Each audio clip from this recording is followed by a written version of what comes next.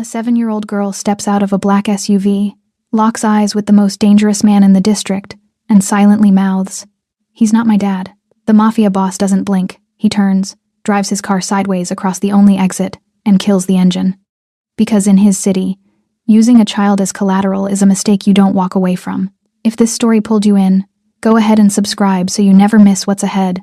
I've got another unforgettable story coming tomorrow. And while you're here, drop a comment and tell me where you're watching from. I love seeing people tuned in from all over the world. Okay, let's get back into it. The commercial district off Calle Meridian didn't look like the kind of place where lives change direction.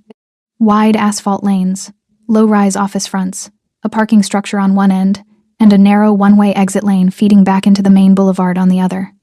On a Thursday near dusk, the lot held maybe 30 vehicles, and the kind of people who belonged to them, businessmen returning to sedans, a delivery driver stacking crates near a loading dock, 2 women in office clothes walking fast with their heads down, everyone occupied, nobody watching.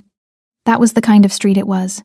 Valentino had pulled in because his associate needed 2 minutes to handle a handoff. Nothing significant. He stepped out of the passenger side and positioned himself near the exit lane, simply because enclosed spaces had never agreed with him. He stood still while everything around him moved, and that stillness alone was enough to make people instinctively reroute their paths. He was 41. Lean, but built with a density that came from years of controlled violence and colder discipline. His suit was black, tailored close, no tie. The top button of his shirt sat open at the collar. Tattoos climbed from beneath the fabric, dark geometric patterns tracking up the left side of his neck, curling behind his ear, reaching toward his jaw. His hands were inked from knuckle to wrist, the designs dense and deliberate. He looked exactly like what he was, which was why most people on that street had already decided, without consciously deciding, to give him room. He wasn't watching the black SUV when it turned into the lot. He noticed it the way he noticed everything peripherally, without urgency. Large vehicle, dark tint, private plates, moving slowly, the way vehicles move when the driver is assessing rather than parking. The rear passenger door opened first. A small girl stepped out onto the asphalt. That was the detail that caught him. She was young, 7, maybe 8. Blonde hair loose around her shoulders, catching the last of the afternoon light. A black coat slightly too large for her frame, the sleeves falling past her wrists. She stepped out and went immediately still. Not the distracted stillness of a child noticing something interesting, but the rigid stillness of a child following an instruction she'd memorized carefully. Don't move, don't speak, don't draw attention. Behind her, the driver's door opened. The man who stepped out was everything the girl was not: composed, unhurried, dressed in a white shirt, with the ease of someone accustomed to being the most controlled presence in any room. Medium build. Dark eyes already scanning the lot from left to right in a single practice sweep. He moved around the front of the SUV and came to stand slightly behind the girl, one hand resting briefly on her shoulder, directing, not protecting. There was no warmth in the gesture, no instinctive pulling close that fathers do, without thinking the unconscious gravity between a parent and child in an unfamiliar place. Just a functional hand, repositioning her like a piece being moved on a board. Valentino's eyes stayed on them. The girl's shoulders were rigid. Her chin was angled slightly downward. She was holding herself with the careful stillness of someone managing fear, not someone comfortable. And between her and the man behind her, in the space where ease and familiarity should have lived, there was only distance. Not the distance of a difficult day or a tired child. The wrong kind of distance. He couldn't have said exactly when she noticed him. Maybe it was the way he was standing perfectly still, while the rest of the lot shifted and moved around him. Maybe it was something more instinctive. That wordless animal awareness that even young children carry, that one is watching, and watching differently. She looked up, found him across the asphalt without searching. Her eyes were steady. Not the wide, watering eyes of a child about to cry. Not desperate, not frantic. They were the eyes of someone who had already processed every other option and arrived, with terrible clarity, at the last one available. She held his gaze for one deliberate second, and mouthed 3 words. He's not my dad. No performance. No reaching toward him. No visible distress that would alert the man behind her. Just quiet, precise, and trusting in the way that only someone with nothing left to lose can trust a complete stranger. Valentino's expression didn't change. Not outwardly. Inwardly, something shifted into alignment with a quiet, decisive click. The same internal mechanism that had served him for 20 years in rooms where the wrong read meant the wrong outcome. He had spent a long time building a reputation around the principle that emotion was a liability, and mercy was a negotiating position, not a reflex. But this was not a negotiation. This was a child standing in his city, in his district, beside a man whose hand on her shoulder had told him everything he needed to know before she'd mouthed a single word. He looked at her for one moment longer.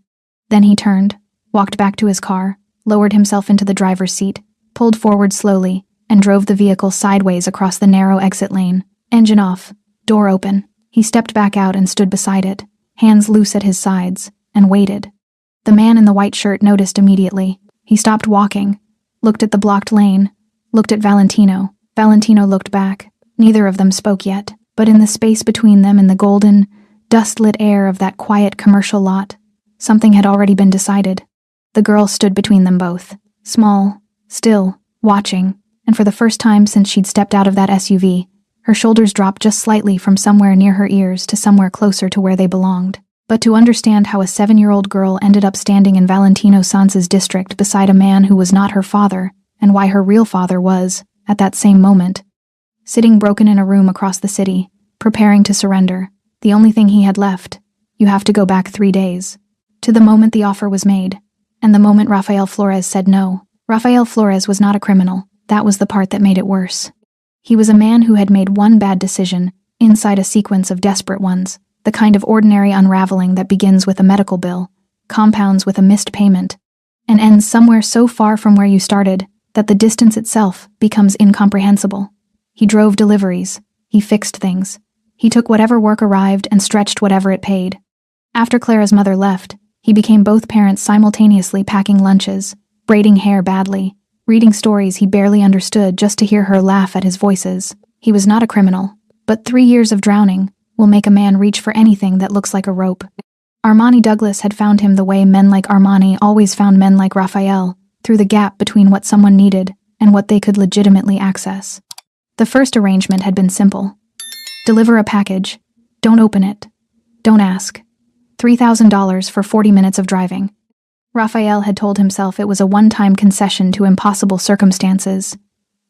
He told himself that, while depositing the money, he told himself that while paying the electricity bill and buying Clara new shoes and watching her face when he said yes to the school trip she'd stopped asking about. He told himself a lot of things. The second arrangement followed. Then the third. Each one slightly larger.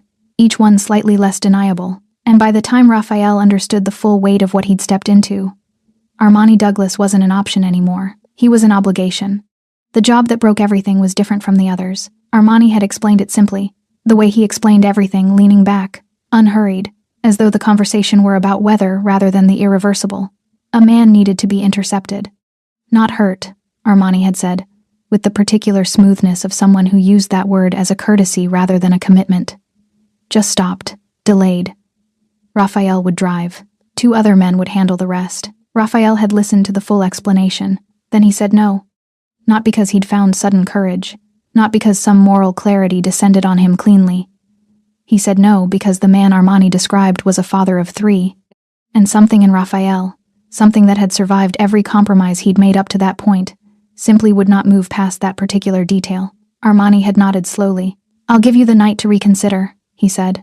He hadn't raised his voice. He hadn't threatened. He had simply stood, straightened his jacket, and left.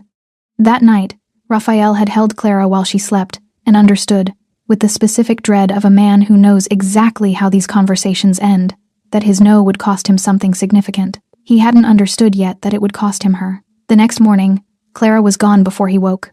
There was no sign of forced entry, no struggle. She had simply ceased to be in her bed, her small form replaced by a phone not his with a single message on the screen. "Reconsider.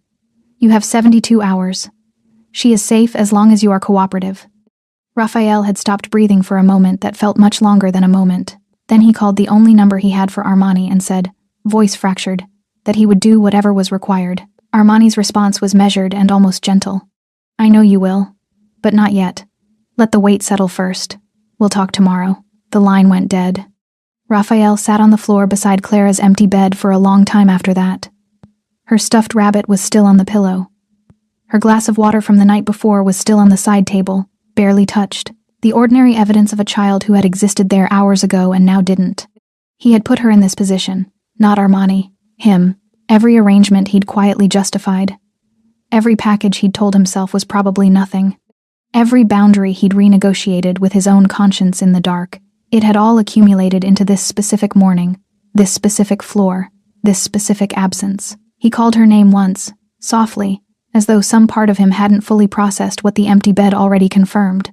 The apartment didn't answer. He had seen her once since then. Armani had permitted it briefly, strategically, the way someone demonstrates proof of a valuable asset without surrendering possession of it. A parking lot. Daytime.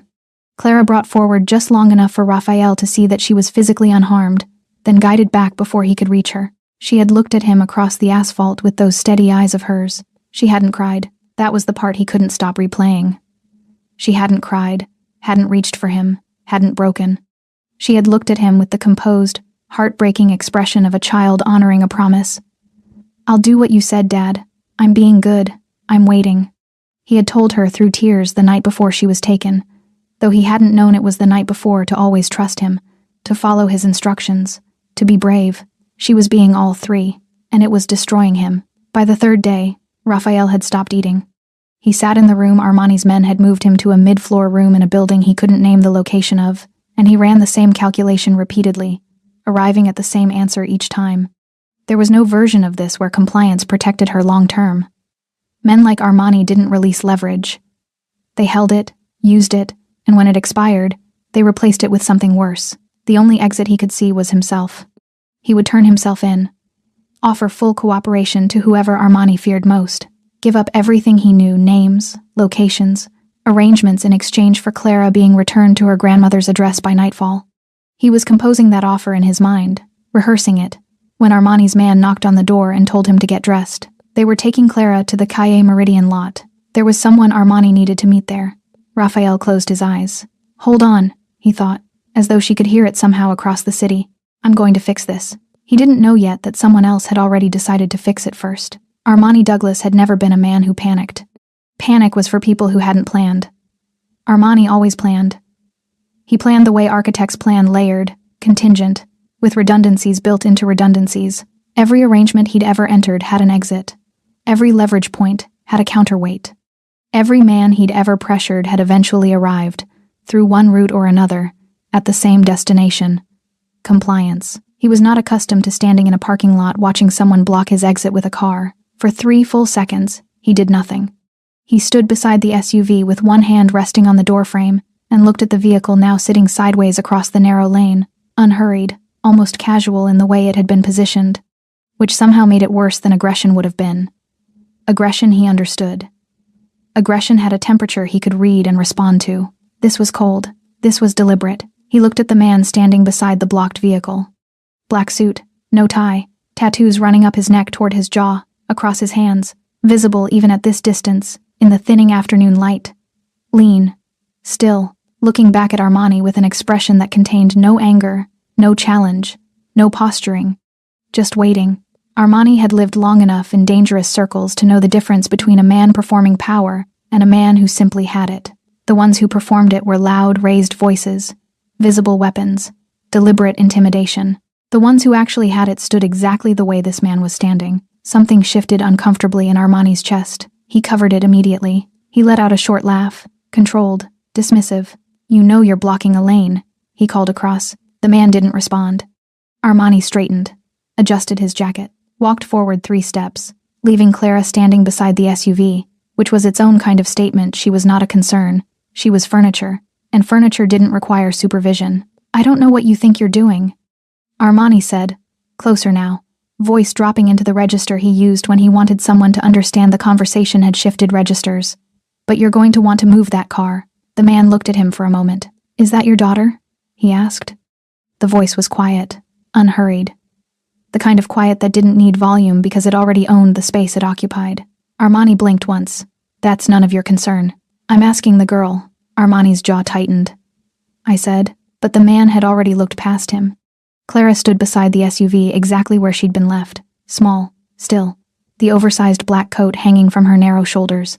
She had been watching the exchange with those composed, careful eyes, reading it the way children read adult situations, when they've learned that adult situations can turn quickly. The man looked at her steadily. "Is he your father?"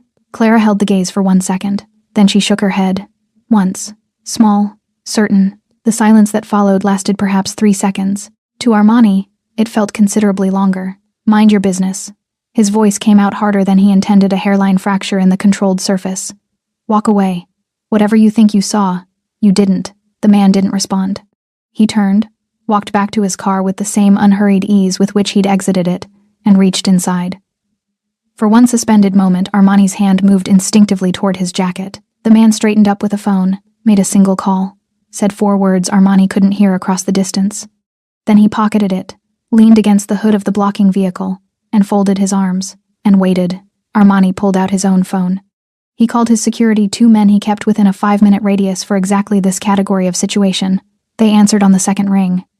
He gave them the location in 3 words and ended the call. He felt steadier immediately. Whatever this was, it was about to be outnumbered. He turned back to the waiting man with recovered composure. "You know who I am?" he asked. The question wasn't really a question. It was an invitation to recalibrate. The man looked at him. "Yes," he said simply. Armani nodded slowly. "Then you understand this is a significant miscalculation on your... You know where you are?" The question landed differently than Armani expected. Not because of how it was delivered still, that same unhurried quiet, but because of what followed it. A door opening on a vehicle parked 30 meters to the left, then another, on the right, then a third, behind Armani, from a car that had been there the entire time, without registering as relevant. Men stepped out. Black clothing, hands visible, no weapons drawn, and that absence was somehow more alarming than the alternative would have been. They didn't converge. They simply appeared, took up positions, and went still, disciplined, synchronized, patient. Armani's security hadn't arrived yet. These men already had. The understanding arrived slowly, the way cold water rises, gradual, then total. He was in the wrong district. He had known Valentino Sands operated in this quadrant of the city.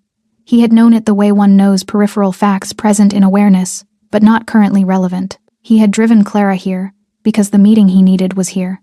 Because the building on this street held something he needed access to. Because logistics had pointed him to this location without his attention catching on the single most significant detail. This was Valentino Sands' territory, and the man leaning against the blocked car, watching him with that carved, patient expression, was Valentino Sands. Armani laughed. It came out slightly wrong, a fraction too sharp, a fraction too fast. He was aware of this. He suspected Valentino was aware of it too. "This is a business arrangement," Armani said. "Private, nothing that concerns your operations." Valentino looked at him for a long moment. Then he looked at Clara. She was still standing beside the SUV where she'd been left, still wearing that coat too large for her, still holding herself with that terrible, composed stillness. He looked back at Armani. "She's 7 years old," he said. "She's collateral." Something moved behind Valentino's eyes. Not anger. Anger would have been almost easier to manage. It was something more contained than anger. Something that had made a decision, and was now simply executing it. "No," Valentino said quietly. He looked directly at Armani. "She's not." He turned slightly, and spoke to the nearest of his men 3 words. Low, unhurried. The man nodded and moved immediately. Armani's security arrived 60 seconds later. They took one look at the positioning of Valentino's men, the blocked exit, the controlled stillness of the entire scene. And they stopped walking. Clara watched all of it from beside the SUV. She didn't move, didn't speak. But somewhere in her chest, something that had been locked very tightly for 3 days, loosened just slightly, like a door that hadn't been opened in a long time, shifting on its hinges for the first time. Someone had heard her. Valentino had seen fear perform many roles. He had seen it make men confess things they'd carried for decades. He had seen it make men lie so convincingly they nearly convinced themselves. He had seen it dressed as aggression, as indifference, as humor, all the costumes fear wore when it needed to remain undetected in a room full of dangerous people. He had never seen it worn the way this child wore it, quietly, carefully, like something she had folded into a small shape and tucked somewhere internal, where it would not inconvenience anyone or draw attention to itself, where it would simply wait, without complaint, for the moment it was no longer necessary. That, more than anything else, was what held him. He crossed the asphalt toward her slowly, not toward Armani, who was now standing very still between 2 of Valentino's men with the specific stillness of someone recalculating urgently, not toward the SUV, or the blocked exit, or the situation as a structure to be managed, toward her. He stopped a few feet away and lowered himself, not fully kneeling, but enough to bring his face closer to her level. enough to shrink the distance between his presence and hers without eliminating it, because instinct told him that eliminating it would be the wrong move. She had been crowded by adults making decisions around her for 3 days. She didn't need another adult closing in. He stopped where he was and waited for her to look at him. She did, steadily. Up close, she was younger than he'd estimated from across the lot. The blonde hair had a tangled quality at the ends, the kind that came from days without the small domestic attentions, someone brushing it out each morning, someone making sure. Her eyes were pale brown, very clear, slightly shadowed beneath. She had not been sleeping well. "What's your name?" he asked. "Clara." Her voice was small but not weak. There was a precision to it, the precision of a child who had learned, recently and quickly, that words had weight and should be placed carefully. "Clara." He said it back to her simply, not as a question, just so she knew it had landed. "Where is your father?" Something moved across her face, not breaking, but shifting, like light changing on still water. "He said he would pay," she said. "He told me to listen, and he would fix it." She delivered this with the careful faithfulness of someone reciting a promise. Not her own promise, his. She was holding it on his behalf, keeping it intact, presenting it now as evidence that the situation was manageable, that the terms were being honored, that everything was proceeding according to what her father had told her. Valentino was quiet for a moment. "Are you hurt?" he asked. She shook her head. "Has anyone hurt you?" "No." He held her gaze one moment longer. Then he straightened. He turned to face Armani. The afternoon light was dropping now, the gold of it deepening toward amber, catching the edges of everything, the SUV's dark hood, the asphalt, Armani's white shirt. 2 of Valentino's men stood flanking him at a distance that was close enough to be meaningful and far enough to be deniable. Armani's expression had settled into something careful. He was running numbers behind his eyes. Valentino could see the calculation happening, the rapid reassessment of positioning and risk, and available leverage. It was the expression of a man who had not yet decided whether he was in a negotiation or a confrontation, and was trying very hard to determine which framing was more survivable. Valentino walked toward him slowly. "You use a child as leverage," he said, "in my city." It wasn't a question. Armani's chin lifted slightly. "This is a private business arrangement. The girl is unharmed.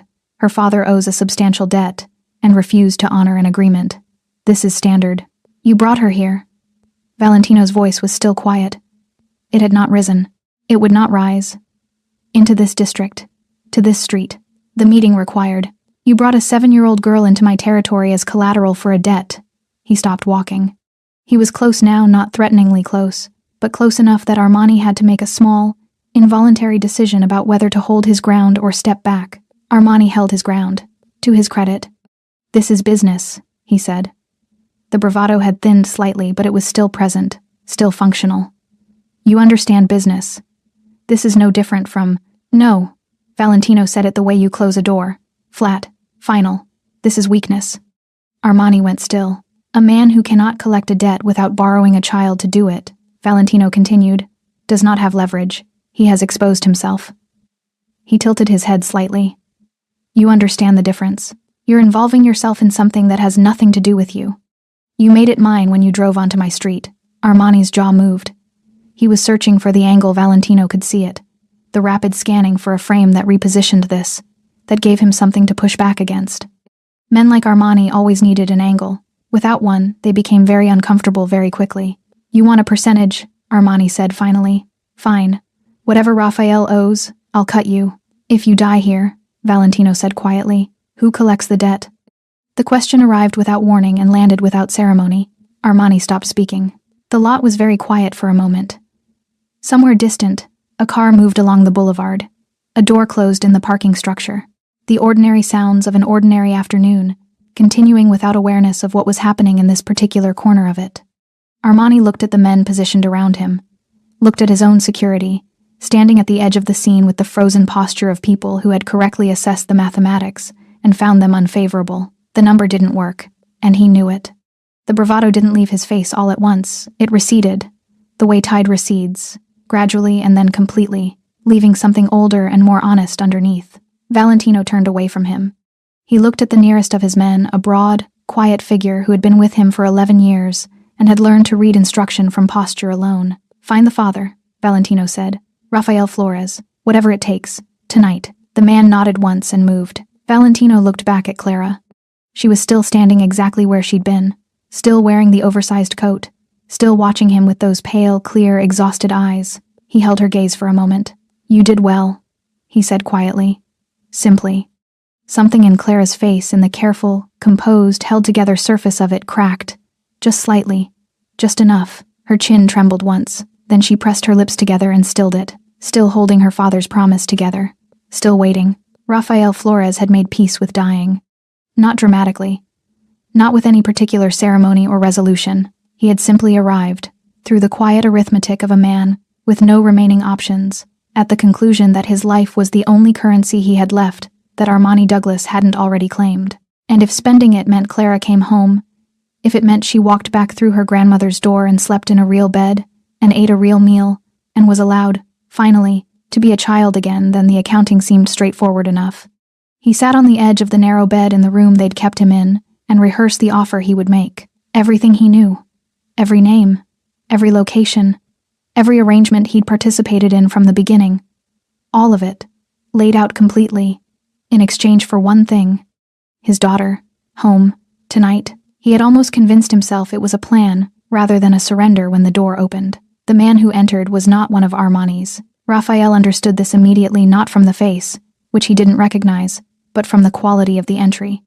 Armani's men knocked or didn't knock, and either way announced themselves with a particular energy, the low-grade aggression of people who wanted you to remember, at all times, the nature of the arrangement. This man entered, the way someone enters a room they have already decided belongs to them. Calm, unhurried, taking in the space with a single sweep before settling his attention on Rafael. "Rafael Flores," he said. "Not a question." Rafael stood slowly. "Who are you?" "Someone sent to find you." The man moved to the window, checked the street below with a practiced glance, then turned back. "You have a daughter, Clara, 7 years old." Rafael's chest contracted. "Where is she? She's safe." The man said it with a flatness that was somehow more convincing than reassurance would have been. This was not comfort being offered. This was information. "She's been removed from Douglas's control. I need you to come with me." Rafael stared at him. "Who sent you?" he said again. The man looked at him steadily. "Valentino Sanz." The name landed in the room like a stone into still water. Rafael had heard it the way everyone in this city had heard it, in careful, peripheral ways. Never directly, never loudly. The kind of name that existed in conversation as a reference point rather than a subject, the way people reference weather systems or geographical features, something large and real that shaped the landscape without requiring discussion. He had never had reason to think that name had anything to do with him. "Why?" Rafael said carefully. "Would Valentino Sanz send someone to find me? Your daughter mouthed 3 words to him in a parking lot this afternoon."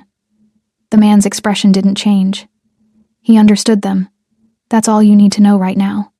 Rafael sat back down on the edge of the bed. He pressed both hands over his face, and stayed like that for a long moment, not crying, not speaking, just existing inside the specific, overwhelming relief of a man who has been carrying an unbearable weight and has just been told, without warning, that someone else has taken hold of the other end. His shoulders shook once, then he steadied himself, dropped his hands, and stood. "Take me to her," he said.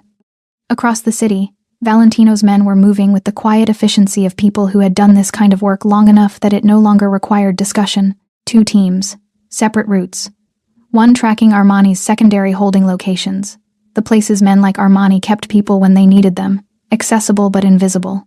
The other running Rafael's name through the network of contacts and informants that Valentino had spent 2 decades cultivating in exactly this city, for exactly this category of situation. It had taken 40 minutes to find him. Valentino received the confirmation on his phone and read it without expression.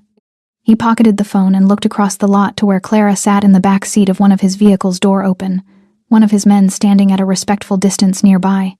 She had been given water and a jacket that was warmer than the oversized coat. She was sitting with her knees together and her hands folded in her lap, looking out through the open door at nothing in particular. She had not asked for anything. She had not complained. She had simply waited, with that same composed and heartbreaking patience, for whatever came next. Valentino watched her for a moment. He had extracted people from situations before. It was not uncommon work in his world. Leverage moved in all directions, and occasionally redirecting it served purposes that aligned with his own interests. He had never confused this for altruism. It was always strategic, always calculated. The moral dimension of it was incidental. He told himself this now. Watching the child sit in the back seat of his car with her hands folded, he was not entirely convinced. Armani was being held in the kind of comfortable containment that Valentino preferred. No physical coercion, no explicit threat, simply the presence of enough disciplined men in a small enough space that movement became a theoretical rather than practical option. He had made 2 phone calls, both of which had been permitted.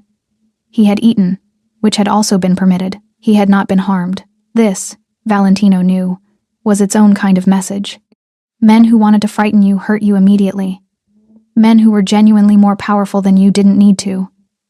They simply made the architecture of the situation clear and waited for you to stop arguing with it. Armani had stopped arguing with it approximately 20 minutes ago. Valentino had been told this by the man supervising him, who described it simply as, he went quiet. Good. Quiet meant calculating. Calculating meant Armani was looking for the exit that cost him least, which meant when Valentino sat down across from him, the conversation would move efficiently, but that conversation was for later. Right now, a car was moving across the city carrying Rafael Flores, beaten, hollow-eyed, 3 days unwashed, running entirely on the fuel of a father who had not yet seen his daughter toward the street where Clara was waiting. Valentino's man had sent a single update from the vehicle. He hasn't stopped shaking since we told him she's safe. Valentino read it, set the phone face down on the hood of the car, looked up at the amber sky above the district, the last light of the day dissolving into something darker and quieter. He thought about what Clara had said when he'd told her she'd done well. The way her chin had trembled once before she steadied it. 7 years old, holding her father's promise together with both hands. Hold on, he thought, though not to anyone in particular. He's almost here. The car carrying Rafael arrived at 6:47 inches the evening. Valentino knew the exact time because he checked not from impatience, but from the habit of a man who understood that timing was its own kind of leverage, and that the sequence in which things happened mattered as much as the things themselves. He had arranged this deliberately. Armani first, then Rafael, then Clara, brought forward at the precise moment the dynamic in the room had been sufficiently restructured. Order mattered, control mattered. He reminded himself of this as the vehicle pulled into the lot. Rafael Flores stepped out, and Valentino catalogued him in a single glance. 40, maybe 42. Medium height, slightly built, the kind of build that came from years of physical work rather than intention. Functional rather than cultivated. His face carried 3 days of stubble and something older than exhaustion. His left eye was swollen at the corner, a bruise yellowing toward the cheekbone. His lip had been split and had healed badly in the interim. He walked with the slightly careful gait of someone managing ribs that had been introduced to a blunt object. He had been beaten. Not savagely, Armani had wanted compliance. Not incapacitation, but enough to demonstrate that the arrangement was not theoretical. What struck Valentino most was the eyes. They moved immediately, instinctively, to every corner of the lot, in rapid sequence, not threat assessment, not the trained scan of someone experienced in dangerous environments. It was something rawer than that. Something animal. He was looking for his daughter. Valentino stepped forward. She's here, he said. She's safe. You'll see her in a few minutes. Rafael turned to him. Something in his expression fractured slightly at the confirmation, a hairline crack in the surface of a man who had been holding himself together through sheer necessity, and was now, for the first time in 3 days, being told he could stop. He pressed his lips together, nodded. Thank you, he said. His voice was barely functional. Don't thank me yet, Valentino said. We have something to finish first. Armani was brought out 2 minutes later. He walked into the lot with the contained composure of a man who had made his calculations, and arrived at his position, and intended to hold it with dignity. His shirt was still neat. His expression was still controlled. He looked at Rafael with the flat, assessing gaze of a creditor examining a debtor, habitual, reflexive, as though the last several hours had not materially altered the fundamental nature of their relationship. Then he looked at Valentino. The composure thinned slightly. Let's resolve this, Armani said. Yes, Valentino agreed. Let's. He positioned himself between the 2 men, not mediating, not facilitating, simply occupying the center of the space in a way that made clear who had convened this meeting and who was running it. The debt, Valentino said to Armani. What is the original figure? Armani named it. Valentino looked at Rafael. Rafael confirmed it with a single nod, the nod of a man past the point of strategic concealment. The job he refused, Valentino continued. Describe it. Armani's jaw tightened. That's not relevant to... Describe it. The quiet was absolute. Armani described it. Valentino listened without interruption. When Armani finished, Valentino was silent for a moment, not processing he had already known the shape of it from what his men had gathered over the preceding hours. He was simply allowing the description to sit in the open air between the three of them, where it could be properly examined. "You asked him to participate in a violent interception," Valentino said. He declined. "You responded by taking his child." He looked at Armani steadily. "That is not a business dispute. That is a crime committed inside my territory against a civilian family. You understand the distinction. The debt is legitimate. The debt is not in question." Valentino's voice remained level. "The method is. You escalated a financial arrangement into the abduction of a child. That changes what you're owed." Armani stared at him. "You're restructuring my agreement. I'm defining what you're permitted to collect." Valentino looked at Raphael. "The original sum. Cash. Paid in installments over 18 months at a schedule his income can sustain. No jobs, no arrangements, no involvement in operations." He looked back at Armani. "You collect the money. Nothing else. The family is off limits from this moment. That's not the alternative." Valentino said quietly, "Is that I take the position that what happened here today constitutes a significant violation of territorial conduct, and I respond accordingly."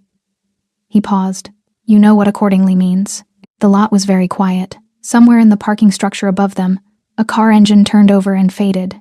The last amber light had dissolved from the sky, leaving something blue and cooling in its place. The overhead lights of the lot had flickered on, casting everything in a flat, even illumination that left nowhere to hide. Armani stood in the center of it and did his arithmetic one final time. The numbers had not changed since the last time he'd run them. They would not change. Valentino's men were positioned. His own security had been neutralized, not harmed, simply redirected, which was somehow more humiliating than the alternative. There was no version of this scenario in which force produced a favorable outcome. There was no exit, only terms. He exhaled slowly through his nose. 18 months, he said. 18 months, Valentino confirmed. "And the family is clear." "The family is clear." Armani looked at Raphael for a long moment with the expression of a man filing away a debt that was no longer financial. Then he looked away. "Fine," he said. Valentino turned to his man on the right and gave a single nod. The man walked to the vehicle where Clara had been waiting and opened the rear door. She stepped out. She stood at the edge of the lot in her oversized coat, pale and small in the flat overhead light, and looked across the asphalt. Raphael saw her. Whatever had been holding him together, the necessity, the focus, the requirement to remain functional through the meeting, released completely and instantaneously. The way a held breath releases, the way a fist unclenches after hours of gripping. He crossed the distance between them in 5 steps and dropped to his knees in front of her. His arms went around her. Clara pressed her face into his shoulder. Neither of them spoke for a long moment. Valentino watched from where he stood. He did not look away. Rafael Flores had rehearsed this moment approximately 10,000 times in 3 days. Not the logistics of it, he hadn't allowed himself the luxury of logistics, because logistics required believing the moment would actually arrive, and believing that had felt, at certain points in the preceding 72 hours, like a cruelty rather than a comfort. But the feeling of it, the specific weight of her, the way she tucked her head against him when she was tired or scared, the smell of her hair, the particular sound she made when she cried, not loud, never loud, but a small, hiccuping thing that she'd had since infancy, and that he could identify in a crowded room with his eyes closed. He had rehearsed the feeling 10,000 times and it still arrived like something completely new. She was so small. That was the thing that undid him first. He had known she was small. She was 7. She had always been small. Small was simply what she was. But 3 days of catastrophic imagination had somehow enlarged her in his mind, made her into something more substantial, as though the magnitude of his fear had transferred itself to her form. Now, holding her, she was just his daughter, small and real and present. He pressed his face into her hair and felt the shaking start in his chest, the deep structural shaking of a man whose body is finally permitted to process what his mind had been refusing for 72 hours. His arms tightened around her. Not crushing, he was careful, even now, even in this but close as he could manage. "I'm sorry," he whispered. The words came out broken at the edges. He had planned to say something more coherent, something worthy of the moment, something that might begin to address the distance between what he'd put her through and what she deserved. But coherence wasn't available to him right now. Only this. Only the 2 words that had been building pressure behind everything else for 3 days. "I'm sorry," I'm so sorry, baby. I'm sorry. Clara's arms were around his neck. She didn't speak immediately. She let him hold her, and let him say it, and breathed against his shoulder with a steadiness that was both extraordinary and heartbreaking in a person her size and age. Then she said, quietly, into the fabric of his jacket, I did what you said. Raphael pulled back just far enough to look at her face. Her eyes were dry. She had not cried, not in front of him, not yet. Her expression held that composed, careful quality he'd seen from across the parking lot 3 days ago, when Armani had brought her forward as proof of concept. The same expression that had been destroying him in memory every hour since. He searched her face, looking for damage, looking for the thing that 3 days of this had taken from her, that he might never be able to return. I know you did, he managed. I know, you were so brave. You said to listen, she said. You said you'd fix it. I know, so I listened.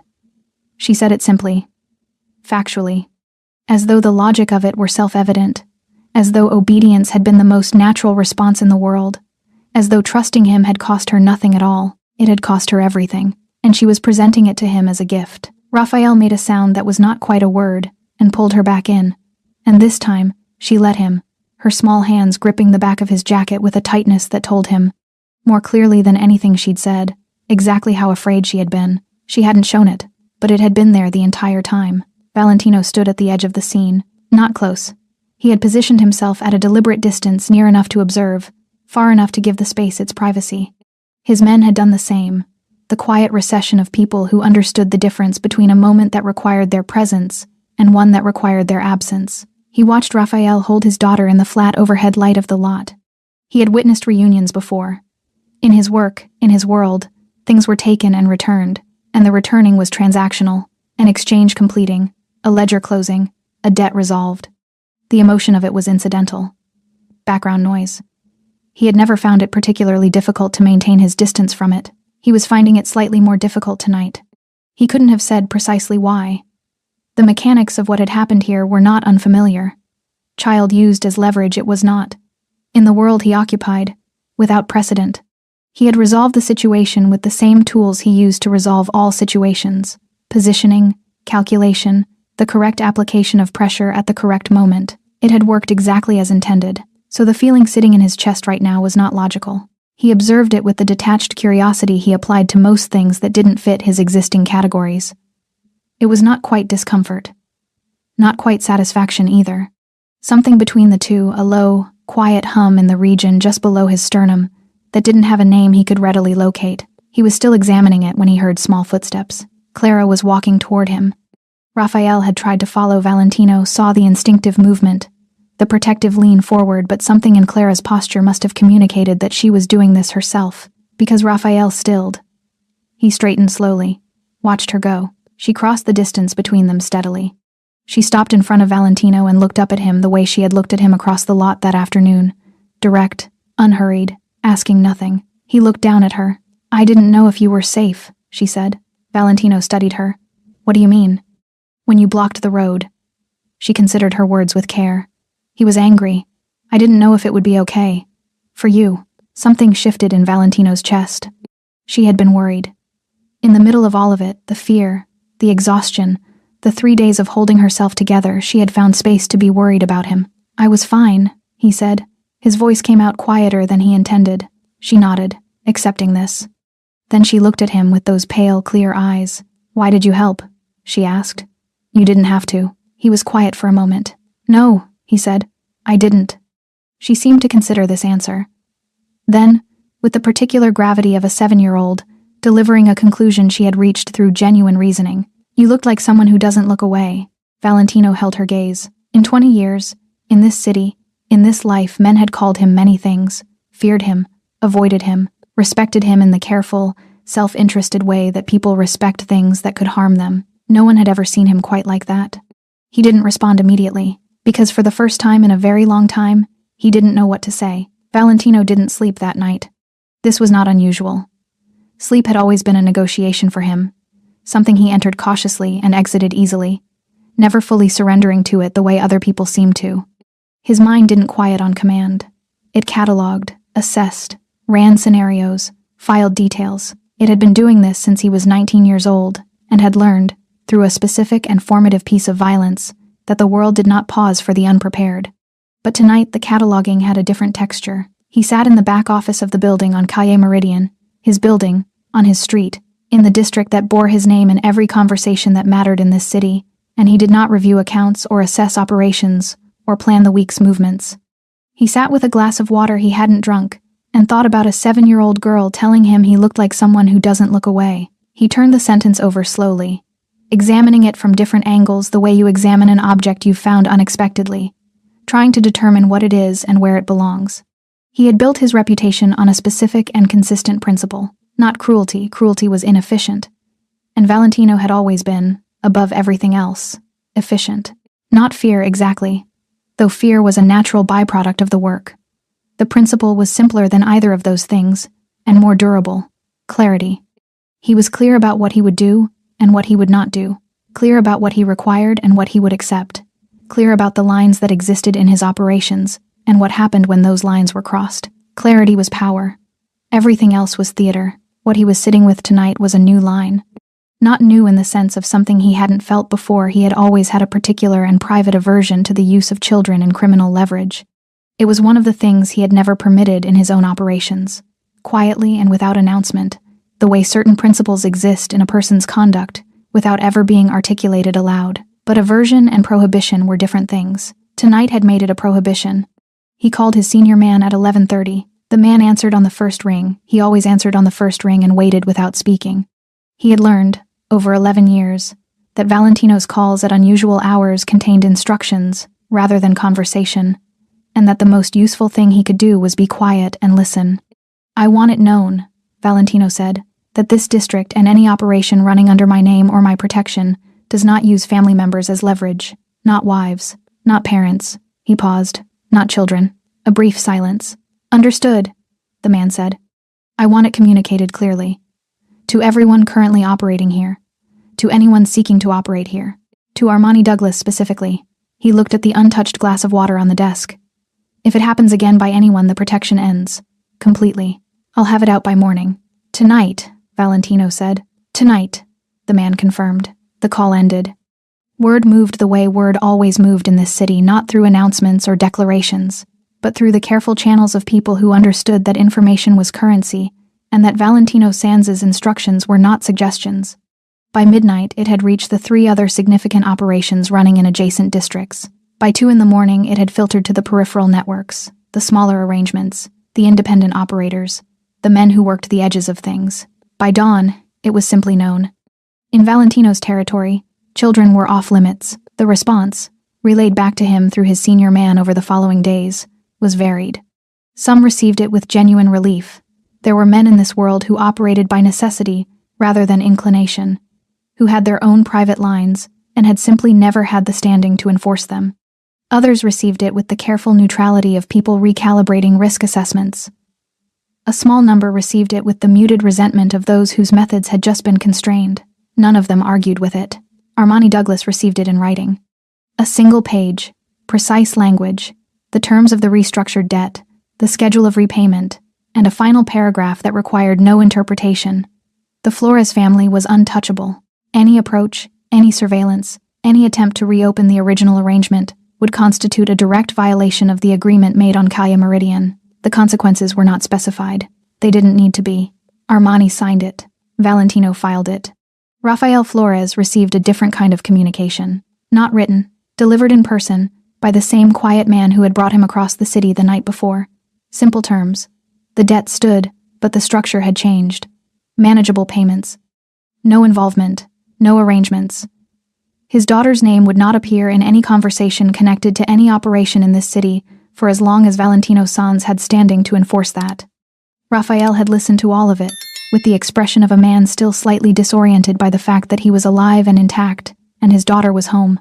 Then he asked the only question that had been waiting behind everything else since the lot. Why did he do this?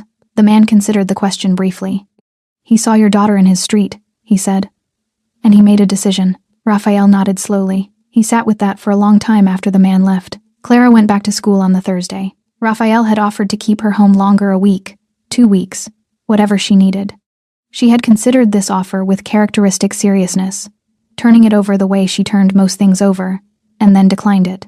She wanted to go back. She wanted her desk and her teacher, and the particular smell of the classroom in the morning and the specific noise of the playground at lunch. She wanted ordinary. Raphael understood. Ordinary was the thing that had been taken. Ordinary was therefore the thing that needed to be restored. He walked her to school himself, both ways, that first week. Then most days after that. A small restructuring of his schedule that cost him 2 delivery runs a week, and that he considered, without hesitation, the best investment he'd ever made. On the Friday evening of Clara's first week back, she sat at the kitchen table doing her homework, and asked, without looking up from her worksheet, "Is Valentino a good person?" Raphael paused. He thought about the man standing in the amber light of the commercial lot. The tattoos. The stillness. The absolute, unambiguous authority of someone who had spent decades being the most dangerous presence in any room he entered. He thought about the blocked exit, the restructured debt, the page with Armani's signature on it, currently in an envelope in the back of his desk drawer. He thought about Clara walking toward that man across the asphalt, with her small, steady steps. "I think," Raphael said carefully, "that he's a complicated person who made a good decision." Clara considered this with her pencil hovering over the worksheet. "I think he's good," she said. "He just doesn't know it yet." She went back to her homework. Raphael stood in the kitchen doorway and looked at his daughter, small and intact, and ordinary in the best possible sense, bent over a mathematics worksheet in the yellow kitchen light. He thought about what it had cost to arrive at this moment. Every bad decision, every compromise, every quiet line crossed in the service of necessity. He thought about the floor beside her empty bed, the phone that wasn't his, the message that had replaced her. He thought about Valentino Sanz driving a car sideways across a narrow exit lane. Something settled in his chest. Not absolution. Not yet, and maybe not ever completely, but something adjacent to it. Something that felt, quietly and carefully, like the beginning of Forward. The envelope arrived on a Tuesday. Valentino's assistant placed it on the desk without comment. It had come through the building's general address, handwritten, no return name. The kind of correspondence that, in his world, warranted a degree of scrutiny before handling. She had checked it. It was clean. Just paper and whatever was inside. He looked at it for a moment before opening it.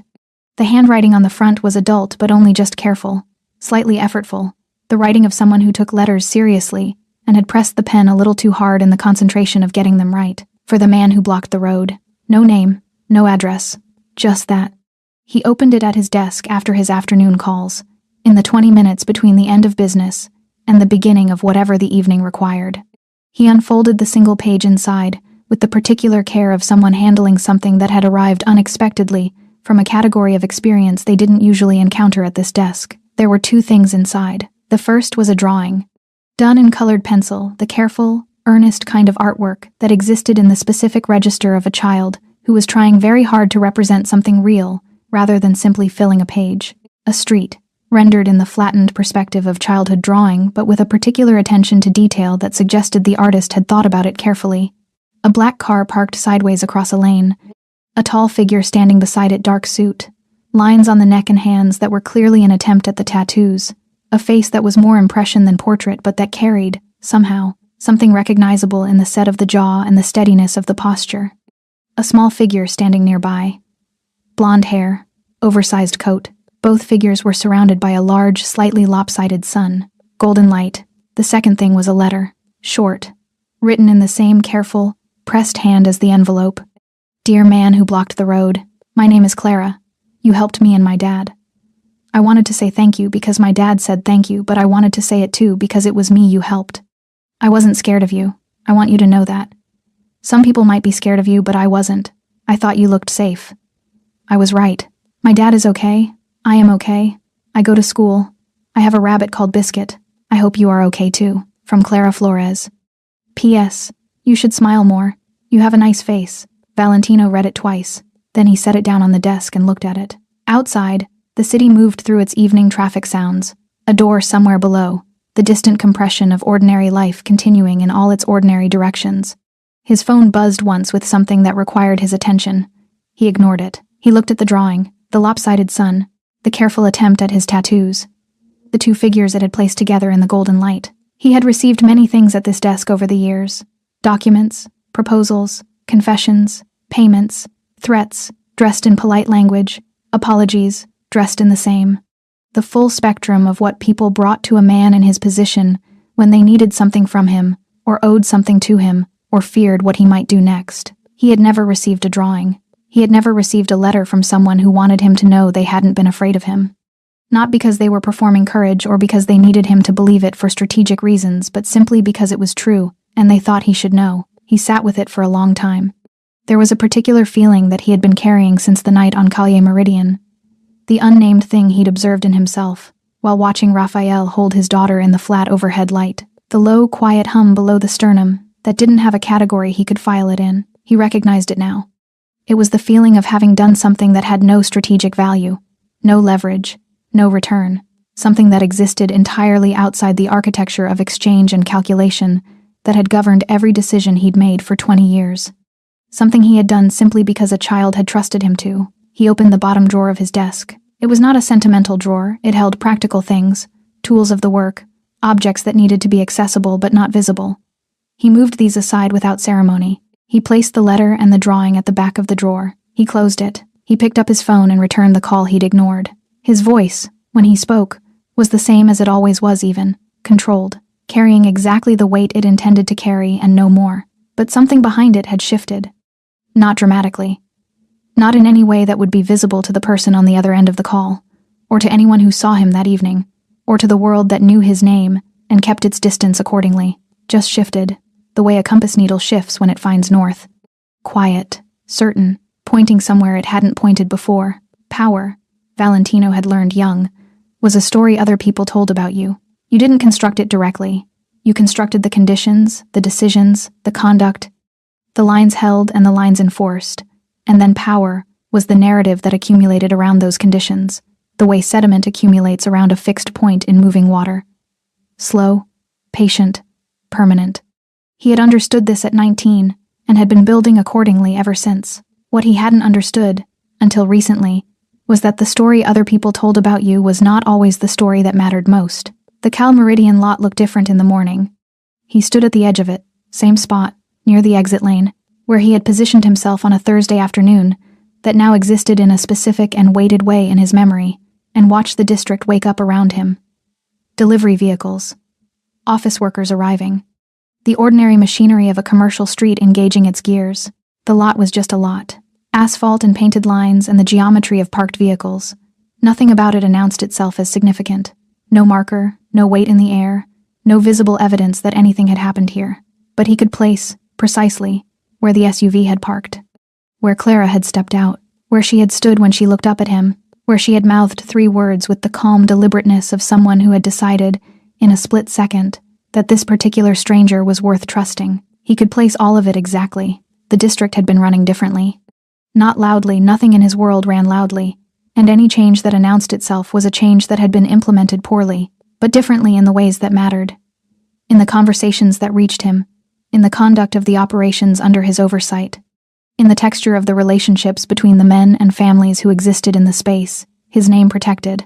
The rule had held, not because people feared the consequences, though they did, and that was part of it, but because something in the specificity of the rule had communicated something larger than the rule itself. That there was a line, that the line was real, that the man who had drawn it not from strategy, but from something more durable. Several men had come to him privately in the weeks since Calle Meridian, not to challenge it, not to negotiate exceptions, to tell him, in the careful, oblique language of people unaccustomed to this category of conversation, that they were glad the rule existed, that they had been waiting, without knowing they were waiting, for someone with sufficient standing to make it. He had listened to each of them without comment. He had not told any of them about the drawing in the bottom drawer of his desk. Rafael Flores had been making his payments. Every month, on time, through the quiet intermediary Valentino had assigned to manage the arrangement. The amounts were modest, structured to what the man's income could carry without breaking him further, and there was nothing in the transactions that resembled punishment, just resolution. Closing a ledger that should never have been opened the way it was opened, in the service of an arrangement that should never have put a child in an SUV. Valentino had been told, through the same intermediary, small pieces of information he hadn't asked for but that were offered as context. That Raphael had changed jobs, delivery work still, but for a legitimate company with regular hours. That Clara was doing well in school. That she had been selected for something called a reading program, which apparently involved older students. that she had named her rabbit Biscuit. He hadn't asked for any of this, but he hadn't told the intermediary to stop providing it either. The thing about the story other people told, Valentino reflected, standing in the morning light of the Calle Meridian lot, was that it was always incomplete. They told the story of the blocked exit, the contained standoff, the controlled restructuring of a debt, the rule that had spread through the district like quiet water finding level ground. That was the story, precise, demonstrable, useful as currency in the conversations where his reputation was the subject. What the story didn't contain was the letter in the bottom drawer. I wasn't scared of you. I thought you looked safe. I was right. What the story didn't contain was the feeling of watching a man drop to his knees in a parking lot and hold his daughter, and the unnamed thing that had moved in his chest while he watched. What the story didn't contain was a 7-year-old walking toward him across asphalt with steady small steps, worrying about whether he was safe. Those things lived somewhere the story couldn't reach. He thought about what Clara had said to her father. He just doesn't know it yet. He wasn't sure she was right. He wasn't sure the categories of good and not good applied cleanly to a life built the way his had been built. Through the decisions he had made, and the methods he had used, and the things he had permitted himself to become, in the service of the kind of power that kept order in places where order was otherwise maintained through pure brutality. He wasn't sure, but he was thinking about it. That was new. He stood at the exit lane for another moment. The morning was cool. The light was clean and direct, not the golden amber of that Thursday afternoon, but white and clear, the kind of light that showed things as they were without the softening of dusk. A van pulled into the lot. 2 men in work clothes unloaded equipment for a business across the street. A woman walked past the entrance with a coffee and a phone, not looking up. Ordinary morning, ordinary street. He thought about a blocked exit, and what it had cost him and what it had returned. He thought about restraint as power, about knowing which lines existed not for strategy but for something older and less negotiable than strategy. About a child standing in golden light with her shoulders rigid and her chin down, finding one stranger in a lot full of people who weren't looking and deciding, on the evidence of something she couldn't have articulated, that he would not look away. She had been right. He hadn't looked away. He turned from the lot and walked back toward the building. Behind him, the street continued its morning. Traffic moved. People arrived.